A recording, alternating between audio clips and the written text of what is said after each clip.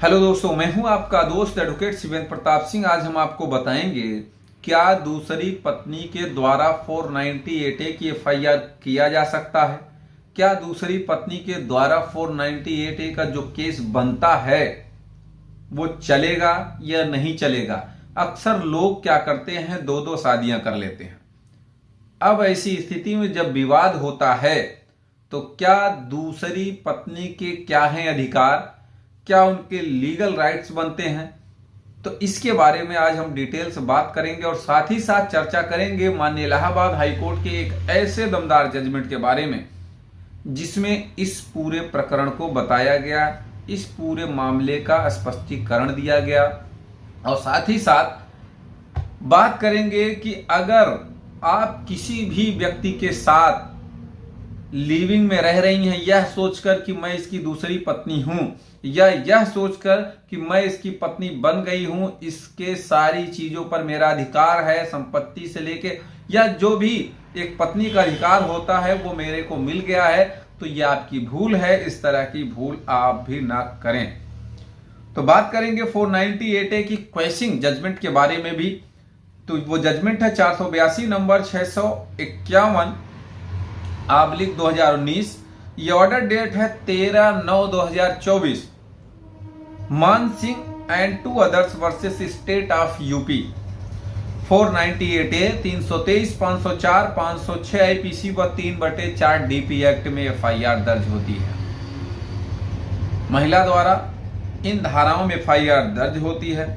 शादी अप्रैल 2012 में हुई थी। 4 वर्ष तक सब कुछ ठीक रहा। 2 लाख की कार, माफ करिएगा 2 लाख रुपए व कार की डिमांड होने लगी 4 साल के बाद, ऐसा आरोप लगाया गया था।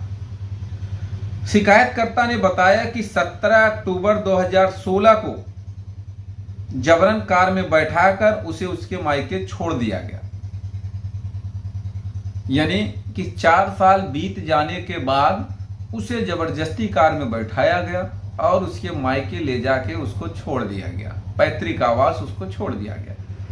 यह आरोप था अभियुक्त पर, यह आरोप था पति पर, यह आरोप लगाया गया था उसकी पत्नी द्वारा। अब मान सिंह ने बताया कि पहली बात तो वो मेरी पत्नी नहीं है क्योंकि मेरी शादी पहले ही हो चुकी है और यह शादी अमान्य है, इस शादी का कोई मतलब नहीं है।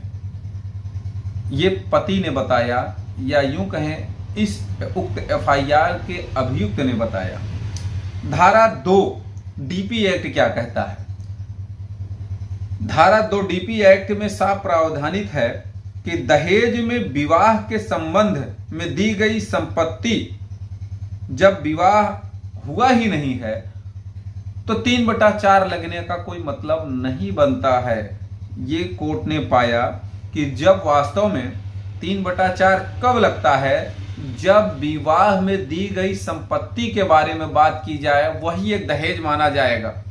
लेकिन यहां पे जो भी चीजें मांगी जा रही हैं या जो भी चीजें दी गई वो दहेज के लिए नहीं माना जाएगा, इसलिए कि जब विवाह ही अमान्य है तो दहेज के लिए संपत्ति या दहेज मांगने जैसी बात तो सब बेकार की हो गई। तो विशिष्ट आरोपों का अभाव भी पाया, यानी कि किसने क्या आरोप किस पर लगाया, क्या किसने घटना की, कौन सा दिन तारीख था, तो ऐसा कोई भी आरोप भी माननीय न्यायालय को नहीं मिला जिसमें न कोई डेट, न टाइम, न प्लेस, इस तरह की कोई बात नहीं थी।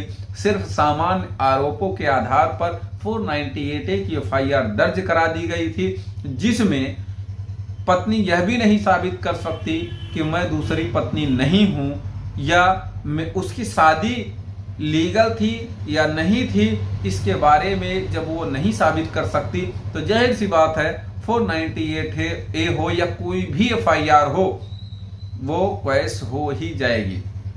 और खास तौर से इस मामले में भाई जब 3/4 तभी लग सकता है जब दहेज में दी गई कोई संपत्ति के बारे में बात की जाए।